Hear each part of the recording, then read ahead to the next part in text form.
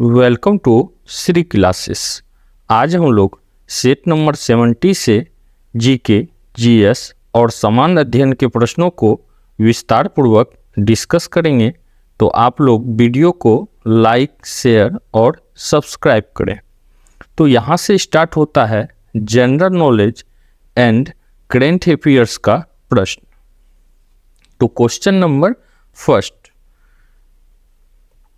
वर्ष 1960 में महाराष्ट्र और डैश का गठन करके बम्बई राज्य का भाषाई आधार पर विभाजन कर दिया गया। Option A Goa, option B Karnataka, option C Rajasthan और ऑप्शन डी गुजरात। तो यहाँ पे हो जाएगा ऑप्शन डी गुजरात। अब देखिए, राज्य पुनर्गठन आयोग का जो स्थापना हुआ था यह हुआ था 1953 से 55 के बीच में। राज्य पुनर्गठन आयोग 1953 से 1955।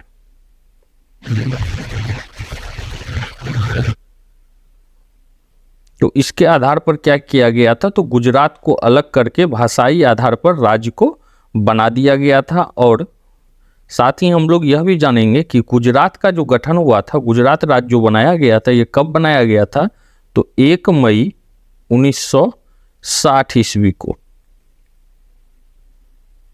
ठीक है, नेक्स्ट देखते हैं हम लोग। भारतीय संविधान सभा ने किस वर्ष भारत के संविधान के अनुच्छेद 370 को अंगीकार किया, जिससे जम्मू कश्मीर के लिए विशेष राज्य का दर्जा और आंतरिक स्वायत्तता सुनिश्चित की गई थी? ऑप्शन ए 1950 ईस्वी, ऑप्शन बी 1949 ईस्वी, ऑप्शन सी 1961 ईस्वी और ऑप्शन डी 1952 ईस्वी। तो यहाँ पे हो जाएगा ऑप्शन बी 1949 ईस्वी। ठीक है, अब देखिए, अब यहाँ से हम लोग समझते हैं कि अनुच्छेद 370 कब लागू किया गया था और अनुच्छेद 370 को कब हटाया गया था। तो 17 अक्टूबर 1949 ईस्वी में अनुच्छेद 370 का संविधान में समावेश किया गया था। ठीक है, यह जो है किया गया था। और साथ ही यह भी जानिए कि 14 मई 1954 को 14 मई 1954 को राष्ट्रपति के अध्यादेश के द्वारा संविधान में अनुच्छेद 35A जोड़ा गया था। ठीक है, जिसके द्वारा जम्मू कश्मीर विधानसभा को राज्य के नागरिकों के लिए विशेष प्रावधान जोड़ने का प्रावधान किया गया था। अब यहाँ से हम लोग जानते हैं कि इसको हटाया कब गया था। तो जम्मू कश्मीर को अनुच्छेद 370 और 35A द्वारा दिए गए विशेष दर्जे को हटाने के लिए 5 अगस्त 2019 को मंजूरी की गई। तो यहाँ से हम लोग जाने कि भारतीय संविधान में अनुच्छेद 370 जो है कब लागू किया गया था जम्मू कश्मीर के लिए, तो 1949 ईस्वी में। टोटल कब हुआ था, तो 17 अक्टूबर 1949 को भारतीय संविधान में अनुच्छेद 370 का समावेश किया गया था। और 14 मई 1954 को अनुच्छेद 35A भी जम्मू कश्मीर के लिए अध्यादेश जारी करके जोड़ा गया था। अब देखिए, इसको हटाया कब गया था, तो 5 अगस्त 2019 को इसका मंजूरी मिला। इसको हटाने का अर्थात विशेष राज्य का दर्जा से जम्मू कश्मीर को हटा दिया गया। नेक्स्ट देखते हैं हम लोग। निंगथौजा राजवंश द्वारा भारत के किस राज्य पर शासन किया गया था? Option A Assam, option B Manipur, option C Haryana और ऑप्शन डी गुजरात। तो यहाँ पे हो जाएगा ऑप्शन बी मणिपुर। तो निंगथौजा राजवंश द्वारा भारत के मणिपुर राज्य पर शासन किया गया था। अब देखिए, इसका अवधि कब रहा था, तो इसका जो अवधि था इस राजवंश का, वह अवधि था 1819 से लेकर 1826 तक। ठीक है, साथ ही यहां से एक क्वेश्चन और भी पूछा जाता है कि मणिपुर को पूर्ण राज्य का दर्जा कब मिला था। तो मणिपुर को पूर्ण राज्य का दर्जा मिला था 21 जनवरी 1972 को, 21 जनवरी 1972 को। ठीक है, और यहाँ पर जम्मू कश्मीर को विशेष राज्य का दर्जा कब दिया गया था, तो 17 अक्टूबर 1949 को। कब हटाया गया था, तो 5 अक्टूबर 2019 को। उसी तरह मणिपुर को 21 जनवरी 1972 ईस्वी को पूर्ण राज्य का दर्जा दिया गया था। मणिपुर में लोकटक झील है। लोकटक झील कहाँ पे स्थित है, तो यह मणिपुर में स्थित है और यह विश्व का एकमात्र तैरता हुआ झील है। तैरता हुआ झील। नेक्स्ट देखते हैं हम लोग, भारत का कौन सा राज्य शुद्धेश्वर महोत्सव मनाता है। Option A Himachal Pradesh, option B Madhya Pradesh, option C Goa और ऑप्शन डी केरल। तो यहाँ पे हो जाएगा ऑप्शन डी केरल। तो भारत का केरल राज्य शुद्धेश्वर महोत्सव मनाता है और ये जो शुद्धेश्वर महोत्सव होता है ये कितने दिनों तक चलता है, तो ये 8 दिनों तक चलता है। नेक्स्ट देखते हैं हम लोग, भारत की पंचवर्षीय योजनाएं डैश में प्रचलित योजनाओं के आधार पर तैयार की गई केंद्रीकृत आर्थिक और सामाजिक विकास कार्यक्रम थी। Option A Germany, option B USSR, option C US और ऑप्शन डी नॉर्वे। तो यहाँ पे हो जाएगा ऑप्शन बी यूएसएसआर। ठीक है, अब हम लोग यहाँ से कुछ पॉइंट को समझते हैं कि भारत की पंचवर्षीय योजना यूएसएसआर में प्रचलित योजनाओं के आधार पर तैयार की गई केंद्रीकृत आर्थिक एवं सामाजिक विकास कार्यक्रम थी। अब देखिए, तो भारत में योजना आयोग का स्थापना कब हुआ था, तो योजना आयोग का जो भारत में स्थापना हुआ था वो हुआ था 15 मार्च 1950 ईस्वी को। ठीक है, और पहला पंचवर्षीय योजना जो था, फर्स्ट पंचवर्षीय योजना, यह स्टार्ट हुआ था 1951 से। ठीक है, तो 1951 से लेके 2017 तक में कुल 12 पंचवर्षीय योजना चलाई गई।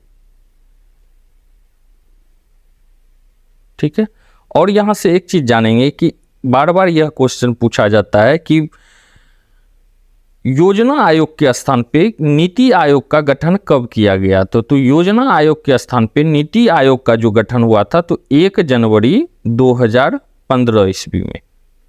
ठीक है, तो यहाँ से हम लोग क्या क्या जाने, तो पहला जाने कि भारत में जो पंचवर्षीय योजना है वो किसके आधार पर, यूएसएसआर के तर्ज पर की गई थी।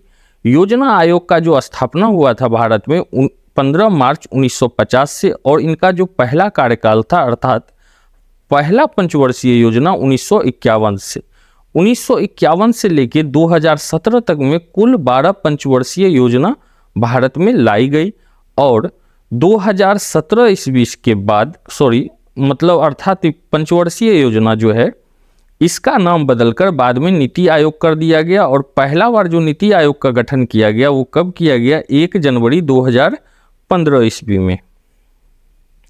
नेक्स्ट देखते हैं हम लोग,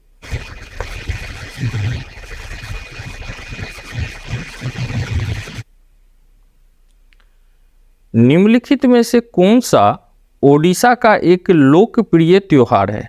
ऑप्शन ए होला मोहल्ला, ऑप्शन बी धनु यात्रा, ऑप्शन सी थिरुवेनम और ऑप्शन डी गुड़ी पड़वा। तो यहाँ पे हो जाएगा ऑप्शन बी धनु यात्रा। धनु यात्रा जो है ओडिशा का एक महत्वपूर्ण त्योहार है। धनु यात्रा महोत्सव विश्व का सबसे बड़ा खुला थिएटर माना जाता है। अब देखिए, धनु यात्रा का जो संबंध है यह किससे है, तो भगवान श्री कृष्ण और उसके मामा कंस से संबंधित है। नेक्स्ट देखते हैं हम लोग, उस ऑपरेशन का नाम क्या था जिसके कारण हैदराबाद राज्य का भारत में विलय हुआ?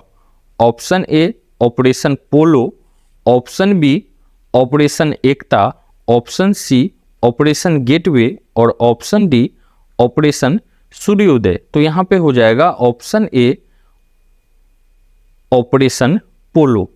तो ऑपरेशन पोलो था जिसके कारण हैदराबाद राज्य का भारत में विलय हुआ। तो अब देखिए ऑपरेशन पोलो चलाया कब गया था? तो ऑपरेशन पोलो जो है 1948 ईस्वी में चलाया गया था और इसका चलाने का उद्देश्य था कि हैदराबाद राज्य को भारत में विलय किया जाना।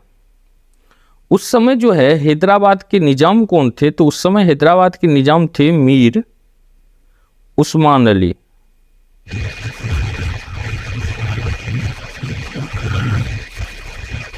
और 17 सितंबर 1948 ईस्वी को हैदराबाद को भारतीय संघ में शामिल कर लिया गया।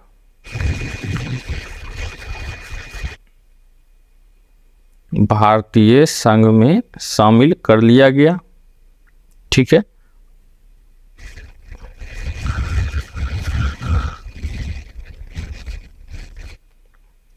तो यहां से हम लोग समझे कि ऑपरेशन पोलो जो है वो क्यों चलाया गया था। तो ऑपरेशन पोलो कब चलाया गया था? 1948 ईस्वी में। क्यों चलाया गया था? तो हैदराबाद को भारतीय में विलय करने के लिए, भारतीय संघ में विलय करने के लिए। उस समय हैदराबाद के निजाम कौन थे? तो मीर उस्मान अली थे। और 17 सितंबर 1948 ईस्वी को हैदराबाद को भारतीय संघ में शामिल कर लिया गया। नेक्स्ट देखते हैं हम लोग, निम्नलिखित में से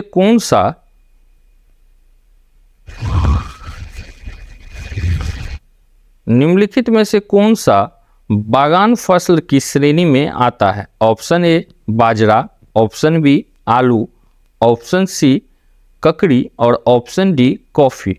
तो बागान फसल की श्रेणी में कौन सा आता है? तो कॉफी आता है, ऑप्शन डी। अब देखिए कॉफी बागान जो है ये फसल श्रेणी के अंतर्गत आता है।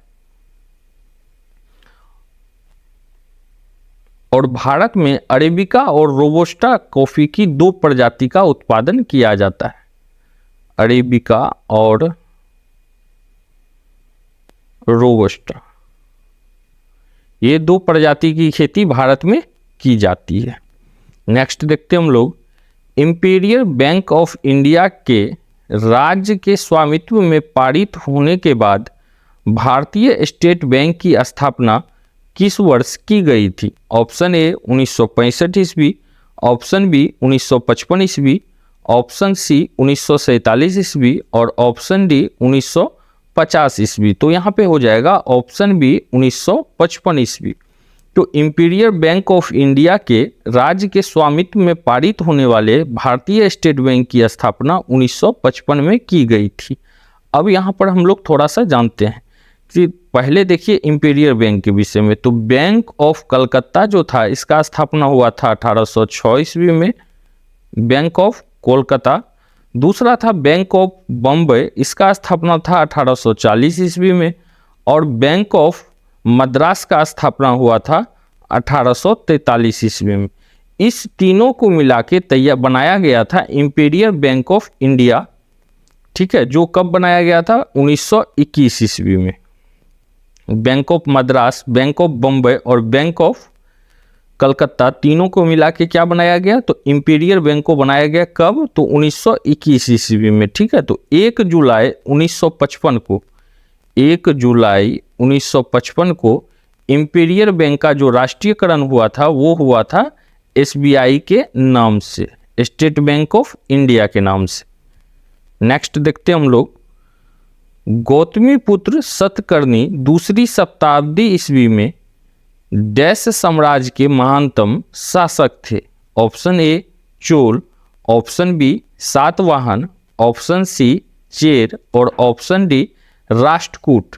तो यहाँ पे हो जाएगा ऑप्शन बी सातवाहन। तो गौतमीपुत्र सतकर्णी दूसरी शताब्दी ईस्वी में सातवाहन साम्राज्य के महानतम शासक थे। अब देखिए इस सातवाहन साम्राज्य का जो संस्थापक था वो कौन थे? तो सिमुक थे, सिमुक। नेक्स्ट देखते हैं हम लोग, जो लोग द्विफोक्सी लेंस लगाते हैं उनमें डैश पाया जाता है। ऑप्शन ए मोतियाबिंद, ऑप्शन बी दूरदृष्टि दोष, ऑप्शन सी निकट दृष्टि दोष और ऑप्शन डी जरा दूर दृष्टि दोष। तो यहाँ पे हो जाएगा ऑप्शन डी जरा दूर दृष्टि दोष। तो जो लोग द्विफोक्सी लेंस लगाते हैं उसमें क्या होता है? जरा दूर दृष्टि दोष पाया जाता है, और जरा दूर दृष्टि दोष वाले व्यक्ति को निकट और दूर दोनों दोष एक साथ होता है। इसके लिए द्विफोक्सी लेंस का प्रयोग किया जाता है जिसमें अवतल और उत्तल दोनों दर्पण का प्रयोग किया जाता है। ठीक है, अब देखिए दूरदृष्टि दोष क्या है? जिसमें निकट की वस्तु नहीं दिखाई देती है उसको क्या बोलते हैं हम लोग? दूरदृष्टि दोष, और इसमें उत्तल दर्पण का प्रयोग किया जाता है, उत्तल लेंस का प्रयोग किया जाता है। उसी तरह निकट दृष्टि दोष जो है इसमें दूर की वस्तु नहीं दिखाई देती है तो इसमें अवतल दर्पण का प्रयोग किया जाता है, अवतल लेंस का प्रयोग किया जाता है। ठीक है, नेक्स्ट देखते हैं हम लोग, इनमें से किस खनिज द्वारा थायरोक्सिन हार्मोन का संश्लेषण किया जाता है? Option A iron, option B iodine, option C calcium और ऑप्शन डी कोबाल्ट। तो यहाँ पे हो जाएगा ऑप्शन बी आयोडीन। तो आयोडीन खनिज द्वारा थायरोक्सिन हार्मोन का संश्लेषण किया जाता है, और थायराइड ग्रंथि जो है वो आयोडीन के भंडारण का काम करती है। थायराइड ग्रंथि, ठीक है, यह क्या करती है? तो आयोडीन का भंडारण का काम करती है। अब देखिए आयोडीन के कमी से जो है घेघा और गलकंड जैसे बीमारी होता है।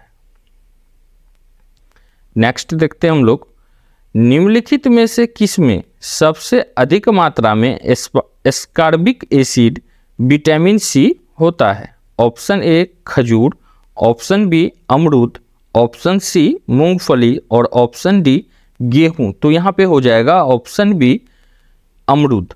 तो अमरूद में जो है सर्वाधिक मात्रा में विटामिन सी पाया जाता है, अर्थात एस्कॉर्बिक एसिड पाया जाता है।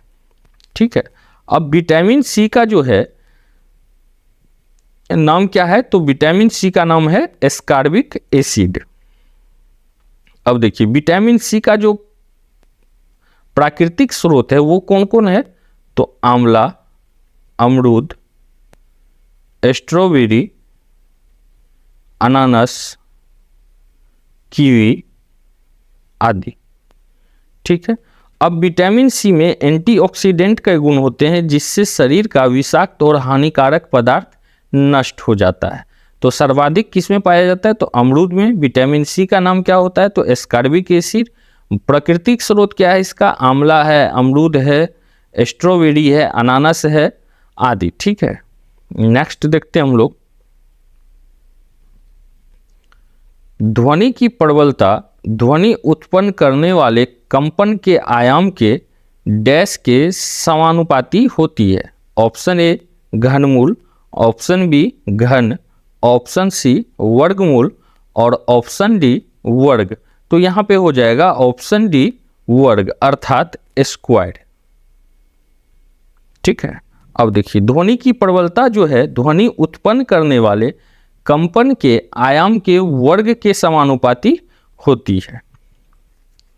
नेक्स्ट देखेंगे हम लोग, मेंडलीव की आवर्त सारणी के अनुसार कार्बन का परमाणु क्रमांक कितना है?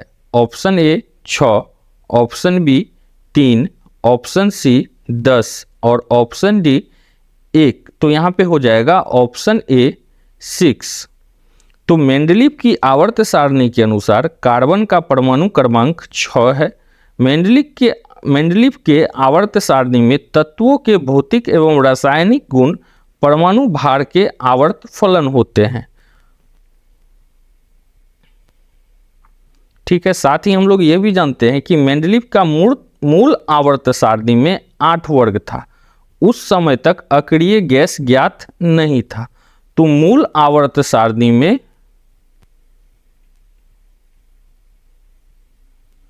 8 वर्ग था, इसको ध्यान रखिए। नेक्स्ट देखते हैं हम लोग, एवीज गर्म रक्त वाले जीव होते हैं और उनका दिल डैश होता है। ऑप्शन ए 2 कक्षों वाला, ऑप्शन बी 3 कक्षों वाला, ऑप्शन सी 5 कक्षों वाला और ऑप्शन डी 4 कक्षों वाला। तो यहाँ पे हो जाएगा ऑप्शन डी 4 कक्षों वाला। तो एविन गर्म रक्त वाले जीव होते हैं जिनका दिल 4 कक्षों वाला होता है।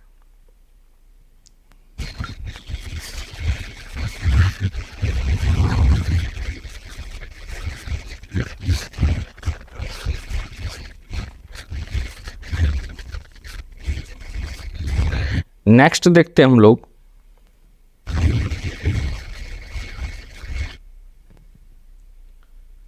निम्नलिखित में से कौन सा अरिरज्जु संघ अर्थात नॉन कैडेक्ट्स के अंतर्गत नहीं आता है।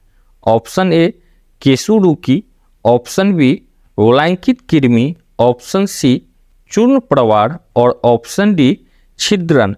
तो यहाँ पे हो जाएगा ऑप्शन ए केसुरुकी। तो केसुरुकी या वर्टिब्रेटा जो है अरिरज्जु संघ अर्थात नॉन कैडेक्ट्स के अंतर्गत नहीं आता है। और शेष जो आप देख रहे हैं वलयांक कृमि या पूर्ण प्रवार, छिद्रन, यह सभी नॉन कैडेक्ट्स के अंतर्गत आता है। नेक्स्ट देखते हैं हम लोग, भरण पोषण की डिक्री को कहा जाता है। Option A decree for payment of money, option B decree for maintenance, option C decree for ejectment और option D decree for damage. तो यहाँ पे हो जाएगा option B decree for maintenance. तो भरण पोषण को भरण पोषण को डिक्री फॉर मेंटेनेंस कहते हैं। अब देखिए जैसे यहाँ पे है डिक्री फॉर एग्जेटमेंट, तो बेदखली के लिए डिक्री फॉर एग्जेटमेंट का प्रयोग किया जाता है, ठीक है। और नुकसानी के लिए डिक्री फॉर डैमेज बोला जाता है। और धन संबंधी या धन के समुदाय में decree for payment of money कहा जाता है। तो भरण पोषण को डिक्री को क्या बोलते हैं, डिक्री ऑफ मेंटेनेंस, ठीक है। और उसी जगह बात किया जाएगा अगर decree for payment of money किसको बोला जाता है, तो यह बोला जाता है धन के समुदाय को, धन से संबंधित को क्या बोला जाता है, decree for payment of money. Decree for ejectment क्या हो गया, तो डिक्री फॉर एग्जेटमेंट हो गया बेदखली, और डिक्री फॉर डैमेज क्या हो गया, तो नुकसान। नेक्स्ट देखते हैं हम लोग, न्यायालय में हक की त्रुटि या हक में त्रुटि के लिए किसका प्रयोग होता है। Option A defect of jurisdiction, option B defect of title, option C defective control और ऑप्शन डी डिफेक्टिव बजरिंग। तो यहाँ पे हो जाएगा option B defect of title. तो न्यायालय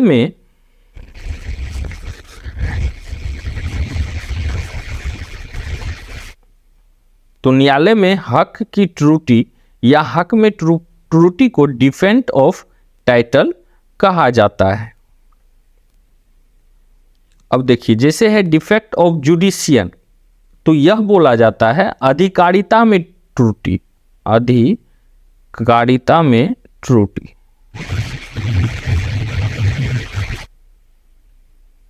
ठीक है। डिफेक्टिव ऑफ कंट्रोल, तो डिफेक्टिव ऑफ कंट्रोल जो है यह कहा जाता है त्रुटिपूर्ण नियंत्रण, त्रुटिपूर्ण नियंत्रण। उसी तरह डिफेक्टिव बजरिंग जो है यह बजट से संबंधित है, बजट से संबंधित है। तो न्यायालय में हक की त्रुटि के लिए क्या प्रयोग किया जाता है, तो डिफेक्ट ऑफ टाइटल का। डिफेक्ट ऑफ जुडिशियन क्या है, तो अधिकारिता त्रुटि है। डिफेक्टिव कंट्रोल क्या है, तो त्रुटिपूर्ण नियंत्रण है। और डिफेक्टिव बजरिंग क्या है, तो बजट से संबंधित है। नेक्स्ट देखेंगे हम लोग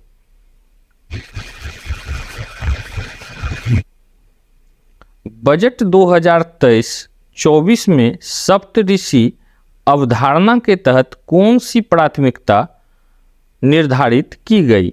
ऑप्शन ए हरित विकास, ऑप्शन बी समावेशी विकास, ऑप्शन सी युवा शक्ति और ऑप्शन डी उपयुक्त सभी। तो यहाँ पे हो जाएगा ऑप्शन डी उपयुक्त सभी। इसी के साथ हम लोग जीके जीएस का टॉपिक को विस्तार पूर्वक डिस्कस किए। अब हम लोग डिस्कस करेंगे कंप्यूटर के प्रश्नों को।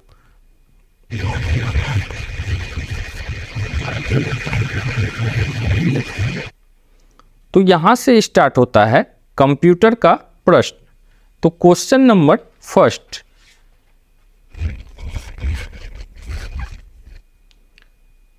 निम्नलिखित में किस में वायरस का लक्षण होने की ज़्यादा संभावना नहीं है। ठीक है, नहीं है वाले को खोजना है। ऑप्शन ए मौजूद प्रोग्राम फाइल या आइकॉन गायब हो जाए, ऑप्शन बी सीडी रोम काम करना बंद कर दे, ऑप्शन सी वेब ब्राउज़र कोई असामान्य होम पेज खोल दे, और ऑप्शन डी स्क्रीन पर असामान्य संदेश या चित्र दिखते हैं। तो यहाँ पे हो जाएगा ऑप्शन बी सीडी रोम काम करना बंद कर दे। तो सीडी रोम काम करना बंद कर दे तो इसमें वायरस का लक्षण होने की संभावना नहीं है, इसमें कुछ तकनीकी खराबी हो सकती है। और ये जो केस आप देख रहे हैं इसमें अगर ऐसा कोई केस होता है तो इसमें वायरस का संभावना है। ठीक है, नेक्स्ट देखेंगे हम लोग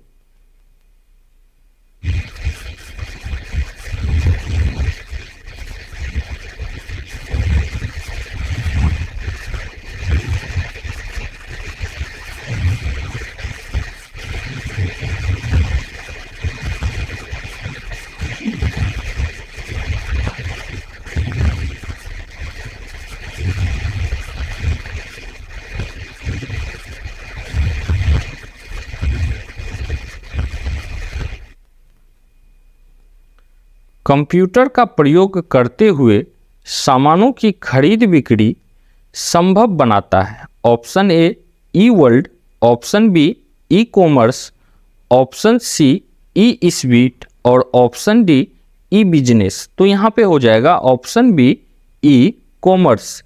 अब देखिए कंप्यूटर का प्रयोग करते हुए सामानों की खरीद बिक्री को कौन संभव बनाता है, तो ई कॉमर्स संभव बनाता है। नेक्स्ट देखेंगे हम लोग निम्नलिखित में से कौन सा वर्तमान में चल रहे प्रोग्राम का आइकॉन डिस्प्ले करता है जिस पर क्लिक करने से विंडो ऊपर आ जाएगी। Option A menu bar, option B task bar, option C title bar और ऑप्शन डी स्टेटस बार। तो यहाँ पे हो जाएगा option C title bar. Title bar वर्तमान में चल रहे प्रोग्राम का आइकॉन डिस्प्ले करता है जिस पर क्लिक करने के बाद विंडो ऊपर आ जाएगी। ठीक है, अब देखिए टाइटल बार का कुछ फंक्शन, तो टाइटल बार का मुख्यतः 3 फंक्शन है। पहला हो जाता है मैक्सिमाइज, दूसरा हो जाता है क्लोज और तीसरा हो जाता है मिनिमाइज। तो यह 3 काम हम लोग टाइटल बार से कर सकते हैं। नेक्स्ट देखेंगे हम लोग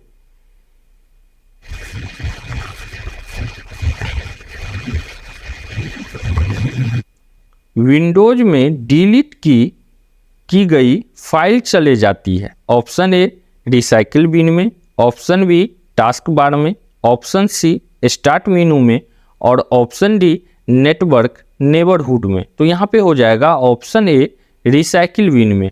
तो विंडोज में हम लोग कोई भी फाइल को डिलीट करते हैं तो ये कहाँ चले जाती है, रिसाइकिल बिन में। अगर हमको बिल्कुल इसको खाली करना है तो वहाँ के बाद हमको रिसाइकिल बिन जाके वहाँ से उसको क्या करना पड़ेगा, डिलीट करना पड़ेगा। रिसाइकिल बिन से हम लोग किसी भी फाइल को रिकवर कर सकते हैं।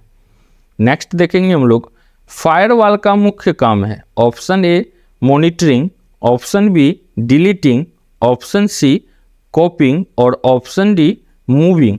तो फायरवॉल का जो मुख्य काम है यह क्या है, तो मॉनिटरिंग। ठीक है। फायरवॉल मुख्यतः 3 काम करता है, एक है पहला हार्डवेयर फायरवॉल, दूसरा है सॉफ्टवेयर फायरवॉल और तीसरा है क्लाउड फायरवॉल। यह काम करता है सिर्फ मॉनिटरिंग का।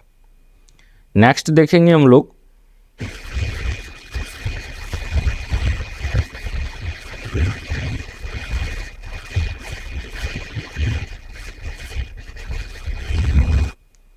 निम्नलिखित में से माइक्रोसॉफ्ट वर्ड का कौन सा व्यू टेक्स्ट दिखाता है, जैसे यह हेडर और फुटर के बिना प्रिंटेड फॉर्मेट में दिखाई देता है।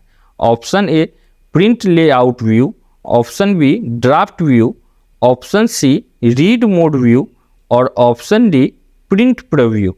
तो यहाँ पे हो जाएगा option B draft view.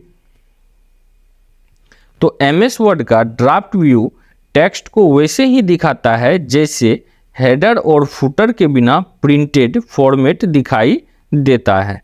Next देखते हैं हम लोग निम्न में से कौन सा एक बहु उपयोगकर्ता अर्थात मल्टी यूजर ऑपरेटिंग सिस्टम है। Option A Unix, option B iOS, option C MS DOS और ऑप्शन डी विंडो 7। तो यहाँ पे हो जाएगा ऑप्शन ए यूनिक्स। यूनिक जो है एक बहु उपयोगकर्ता अर्थात मल्टी यूजर ऑपरेटिंग सिस्टम है। नेक्स्ट देखते हैं हम लोग बेसिक निम्न में से कौन सी भाषा है। Option A procedural, option B object oriented, option C दोनों और ऑप्शन डी इनमें से कोई नहीं। तो यहाँ पे हो जाएगा ऑप्शन ए प्रोसीजरल। तो बेसिक क्या है, प्रोसीजरल एक भाषा है, ठीक है। अब देखिए बेसिक क्या होता है, BASIC अर्थात इसका फुल फॉर्म क्या हो जाएगा, इसका फुल फॉर्म हो जाएगा बिगिनर्स ऑल पर्पस सिंबॉलिक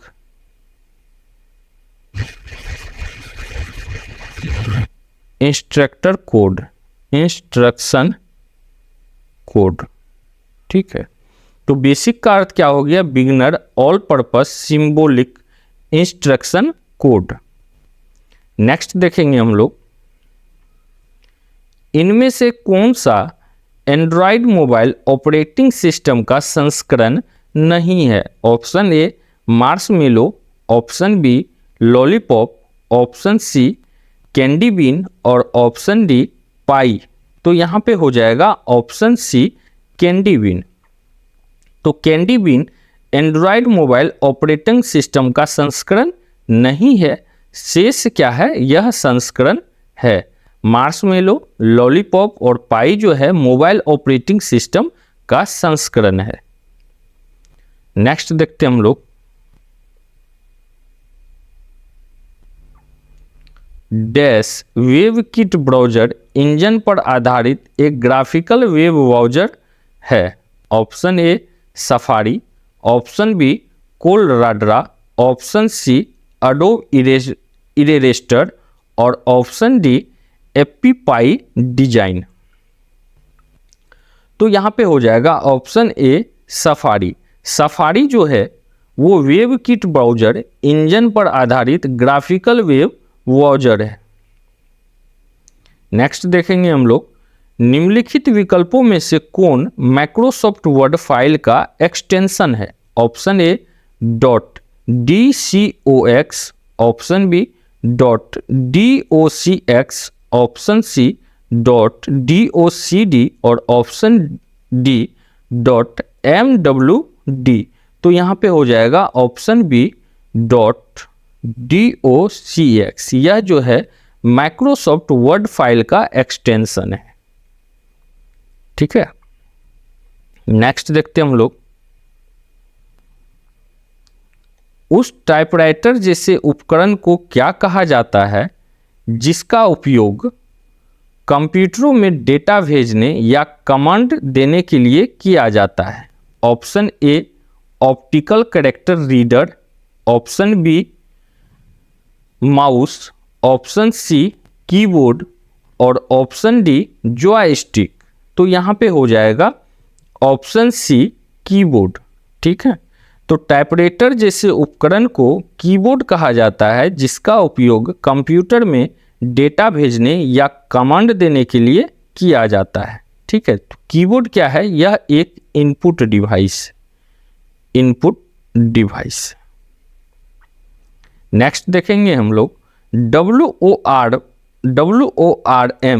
का पूर्ण रूप क्या है? Option A world open receive money, option B wireless once receive many, option C write others डी मी और option D write once read many. तो यहाँ पे हो जाएगा option D write once read many. अब देखिए, तो WORM का जो अर्थ हो जाता है वो क्या हो जाता है? Write once read many. Next देखते हैं हम लोग यूनिक्स, MS DOS, लिंक्स इनमें से किसके उदाहरण हैं? ऑप्शन ए कंप्यूटरों के, ऑप्शन बी ऑपरेटिंग सिस्टमों के, ऑप्शन सी प्रिंटरों के और ऑप्शन डी प्रिंटरों के ब्रांडों के, प्रिंटरों के ब्रांडों के। तो यहाँ पे हो जाएगा ऑप्शन बी ऑपरेटिंग सिस्टम के। तो यूनिक्स, MS DOS और लिंक्स जो है यह क्या है? तो ऑपरेटिंग सिस्टम का उदाहरण है। नेक्स्ट देखेंगे हम लोग लाइन, डेजी व्हील, लेजर और ड्रम इनमें से किसके प्रकार हैं? ऑप्शन ए फोटोकॉपी मशीन के, ऑप्शन बी प्रिंटरों के, ऑप्शन सी स्कैनरों के और ऑप्शन डी फ्लोटरों के। तो यहाँ पे हो जाएगा ऑप्शन बी प्रिंटरों के। तो लाइन, डेजी व्हील, लेजर और ड्रम जो है वो क्या है? प्रिंटरों के प्रकार है। तो इसी के साथ हम लोग सेट नंबर 70 को डिस्कस किए। ठीक है, तो आप लोग वीडियो को लाइक, शेयर और सब्सक्राइब करें। मिलते हैं एक नए सेट के साथ। धन्यवाद।